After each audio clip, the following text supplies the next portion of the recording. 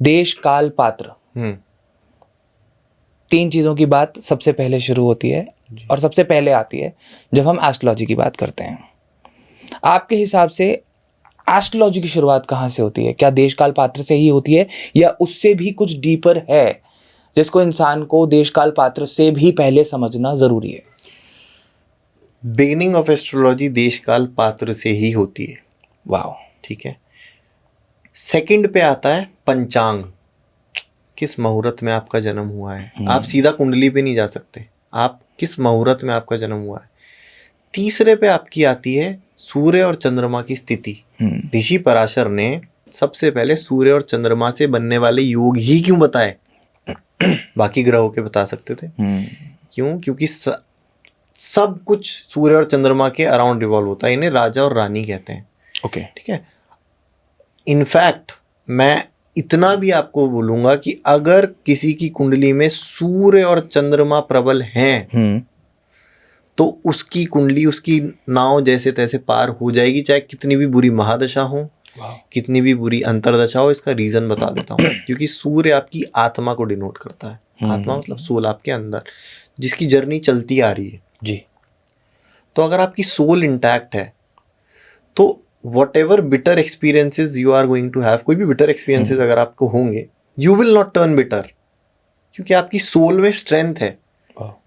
अगर आपकी सोल में स्ट्रेंथ नहीं है तो आपके साथ बिटर सिचुएशंस हुई, आप बिटर टर्न हो जाओगे। अनदर थिंग, दूसरी चीज जो चंद्रमा होती है, चंद्रमा मन का कारक होता है।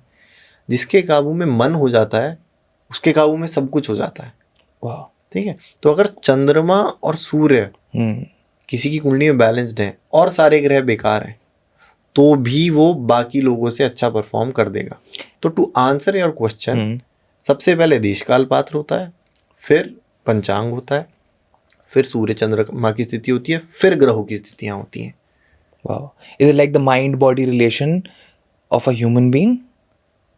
सूर्य और चंद्र की जब हम बात कर रहे थे तो हम उसको माइंड और बॉडी रिलेशन की तरह कंसिडर कर सकते हैं? नहीं, मैंने बताया आपको, सूर्य सोल, चंद्रमा माइंड, ब्रेन। अब माइंड और सोल मतलब एनर्जी लेवल पे सन हो गया और माइंड के लेवल पे जो अभी धरती को चला रहा है वो ब्रेन हो गया, वो माइंड हो गया जो हमें चला रहा है। तो अगर कोई अपनी सोल से कनेक्टेड रहता है ना पहले से, तो वो फंडामेंटली सही डायरेक्शन में ही जाएगा, चाहे उसका माइंड भी सही काम ना कर रहा हो, ब्रेन भी सही काम ना कर रहा हो। पर अगर इनके ब्रेन भी ऑन हिज साइड है तो मतलब कहने ही क्या है। तो it's not mind body connection, it's soul, mind and body connection. Soul is included. Soul सबसे बड़ी प्रायोरिटी है, आत्मा। Mind, body and the soul, if ये तीनों चीजें अलाइन हो जाएं तो हर तरीके की प्रॉब्लम का सोल्यूशन निकाला जा सकता है। Anything can happen. ये योगा से यही तो होता है। योग मीन्स यूनिटी, राइट। तो इन तीनों चीजों की यूनिटी कर रहे हो आप, एक सिंक में तीनों चीजें काम करने लग रही हैं आपकी, तो आपके लिए सारा काम आसान हो जाएगा। अगर आप बैलेंस में चल रहे हो कहीं पे भी तो it will be easy for you. और आप डिसबैलेंस्ड हो, कभी इधर जा रहे हो, कभी इधर जा रहे हो, कभी इधर जा रहे हो, तो आप देर से पहुंचोगे। स्ट्रेट जा रहे हो सीधा, जल्दी पहुंच जाओगे।